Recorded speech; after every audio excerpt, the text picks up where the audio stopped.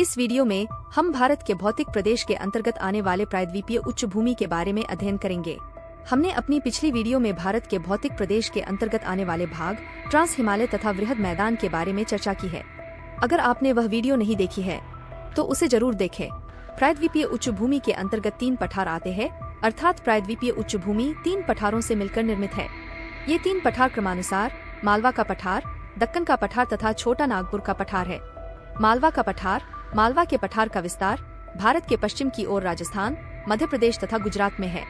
मालवा का पठार विंध्य पहाड़ियों के आधार पर त्रिभुजाकार पठार के रूप में है।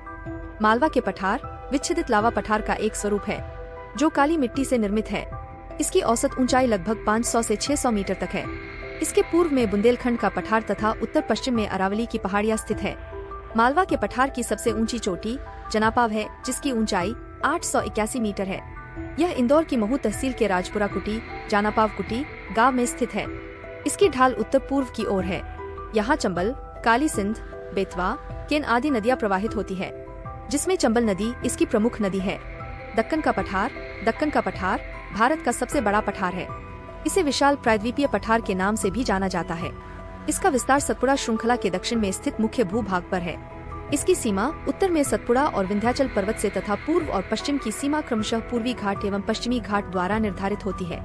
दक्कन का पठार उत्तरी पश्चिमी भाग में निर्मित आग्नेय चट्टानों से बना है। यह एक चौरस क्षेत्र है तथा इसकी औसत ऊंचाई 300 से 600 मीटर तक है। इस पठार की ढलान पश्चिम से पूर्व की ओर है।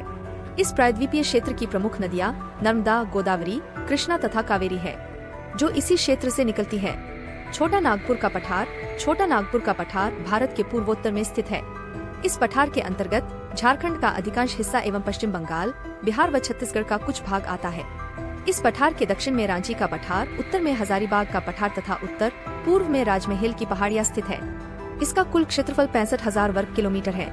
छोटा नागपुर के पठार के दक्षिण में महानदी बेसिन और पूर्व में सिंधु गंगा का मैदान है। सोन नदी इसी पठार से होकर गुजरती है, जो आगे चलकर गंगा नदी में मिल जाती है। छोटा नागपुर पठार की जलवायु सुखद है। छोटा नागपुर पठार में कई धातु अयस्कों तथा कोयले का भंडार है। दामोदर घाटी में बड़े पैमाने पर कोयले का उत्पादन किया जाता है, जबकि हजारीबाग क्षेत्र दुनिया में अभ्रक की प्राथमिक आपूर्ति में से एक है।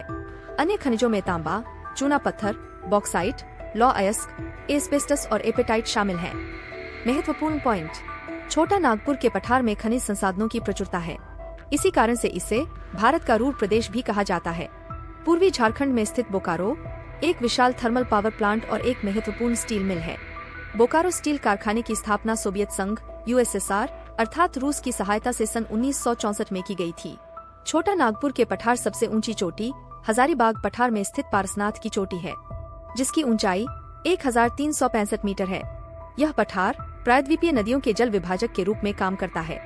कोयला युक्त दोषपूर्ण दामोदर नदी घाटी इस पठार को पश्चिम से पूर्व की ओर काटती है।